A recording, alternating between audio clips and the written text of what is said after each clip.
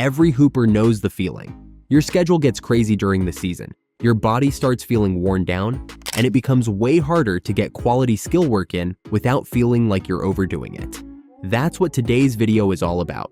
How to train during basketball season in a way that keeps your skills sharp, your body fresh, and your game improving every single week, without burning out or getting injured.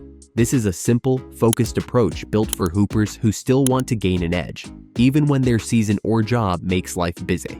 And make sure you stay until the end, because I'll be giving you a full sample workout, both on court and off court, that you can start using immediately. The biggest mistake hoopers make during the season is thinking they need to train the same way they did in the offseason, and that couldn't be more wrong. The offseason is all about volume, long workouts, heavy reps, multiple hours of reps, strength sessions, conditioning, skill development, and building the foundation for the year. But during the season, it's all about maintenance and smart progression. You don't stop getting better, but you shift how you get better.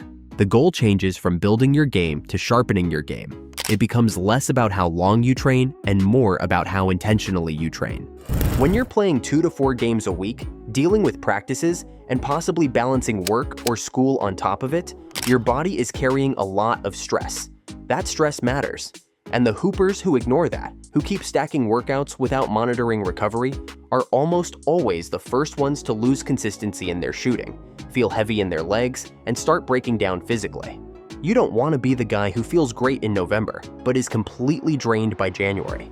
You want to be the player who's still explosive, still sharp, and still confident late into the season.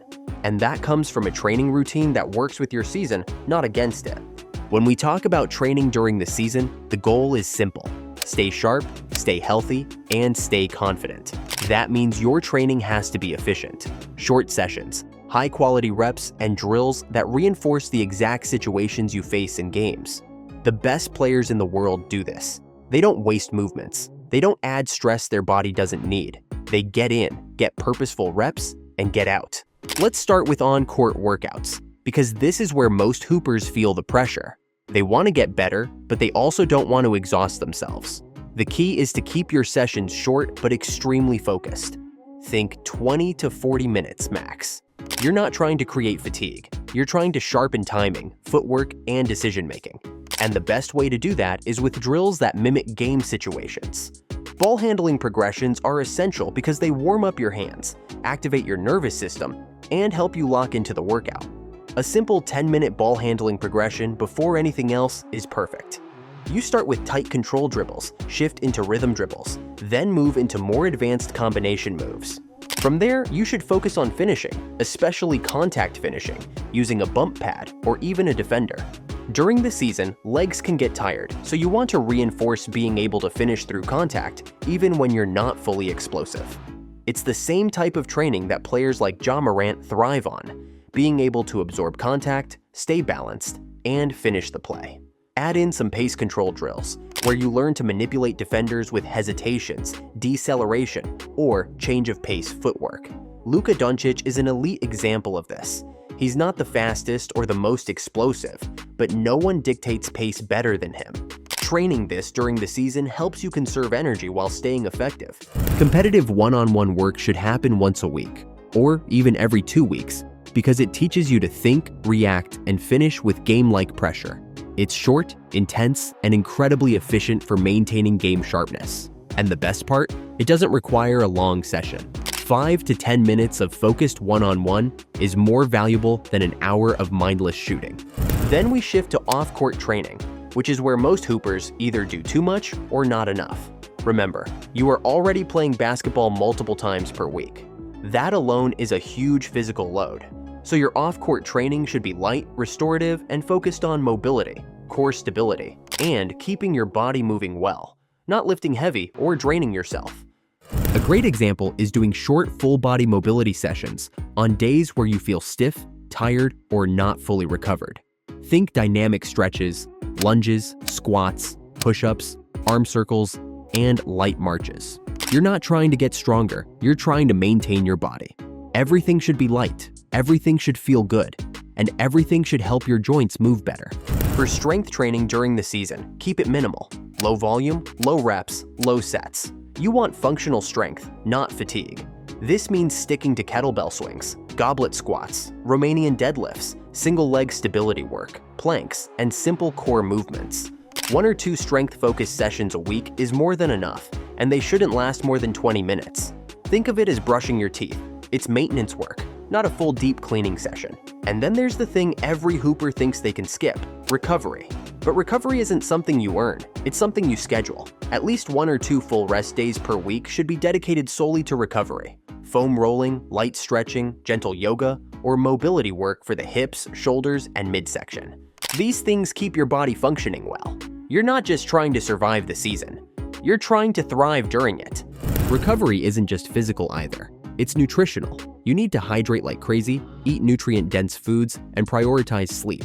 Too many players think they can get away with late nights or poor nutrition because they're young and athletic. But those habits catch up fast. Your legs feel heavier, your reaction time slows, your brain processes plays slower, and soreness lasts longer. Sleep and nutrition are performance enhancers. Treat them like part of your training. Beyond that, one of the most underrated parts of in-season development is injury prevention. Most in-season injuries don't come from contact. They come from overuse, fatigue, or wear and tear that players don't manage properly. That's why monitoring your body is essential. If you feel your knees getting tight, your lower back getting sore, or your ankles feeling unstable, don't ignore it. Scale back intensity, shift into active recovery work, and give your joints what they need. Being tough is good. Being smart is better. Another critical part of training during the season, one that most hoopers overlook, comes from the mental side of the game. Film study is one of the best ways to improve without adding physical stress.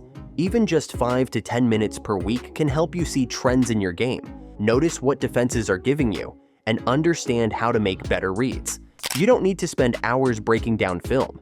You just need consistent weekly review. That mental sharpness builds your basketball IQ and helps you conserve energy because you're anticipating plays instead of reacting to them. This is where concepts like Mamba mentality actually matter.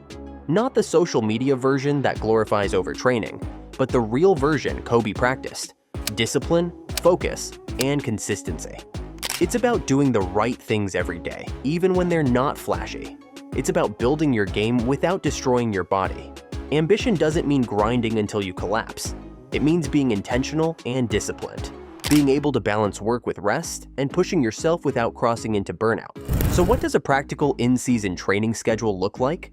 The blueprint is simple: 1 to 2 short on-court sessions per week, 1 light strength or mobility session, mini activations before or after work or practice, and active recovery on rest days. That's it. You're not trying to be a superhero. You're trying to be consistent. And consistency wins seasons. Consistency keeps you confident. Consistency keeps you sharp. Mini activations are another secret weapon.